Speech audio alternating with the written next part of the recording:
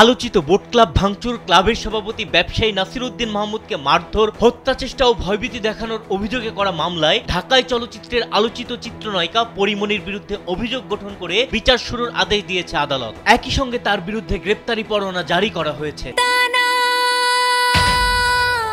রোববার ঢাকার chief judicial magistrate Mohammad জুনায়েদের আদালত এ আদেশ দিয়েছেন। এদিন মামলার চার্জ গ্রহণ শুনানিতে পরিমণির হাজিরের দিন ধার্য ছিল, তবে তিনি হাজির না হয় তার বিরুদ্ধে এ পরোয়ানা জারি করেন আদালত। পরিমণির আইনজীবী নীলঞ্জনা রিফাত সুরভি এ তথ্য নিশ্চিত করেছেন। এর আগে 2022 সালের 6 জুলাই আদালতে নাসির উদ্দিন এ মামলা করেন। মামলায় পরিমণি ছাড়াও তার দুই সহযোগী ফাতেমাতুজ জান্নাত বনি ও জুনায়েদ বোগদাদি জিমিকে আসামি করা হয়েছে।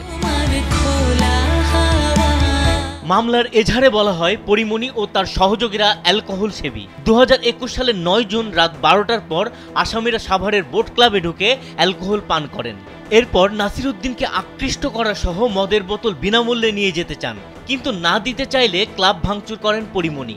এরপর রাত 1টার দিকে বাদী নাসির উদ্দিন ক্লাব ত্যাগ করার সময় পরিমণি উদ্দেশ্যমূলকভাবে তাকে ডাক দেন। এক পর্যায়ে পরিমণি অশ্লীল অঙ্গভঙ্গির মাধ্যমে নাসির উদ্দিনকে আকৃষ্ট করার চেষ্টা করেন এবং একটি অ্যালকোহলের বোতল বিনামূল্যে পার্সেল দেওয়ার জন্য চাপ দেন। বাদী এতে রাজি না হয় পরিমণি গালমন্দ করেন। বাদানুবাদের এক পর্যায়ে পরিমণি বাদীর দিকে একটি সার্ভিং গ্লাস ছুঁড়ে মারেন এবং হাতে থাকা মোবাইল ফোনটিও ছুঁড়ে মারেন। এতে নাসির উদ্দিন মাথায় এবং বুকে আঘাতপ্রাপ্ত হন। 2021 সালের 14 জুন ধর্ষণ চেষ্টা ও হত্যা চেষ্টার অভিযোগে নাসির উদ্দিন মাহমুদ ও তার বন্ধু অমির নাম উল্লেখ করে পরিমণি ঢাকার সাভার থানায় মামলা করেন। পরিমণির বিরুদ্ধেও মাদক মামলা হয়। বিনোদন ডেস্ক, কালবেলা।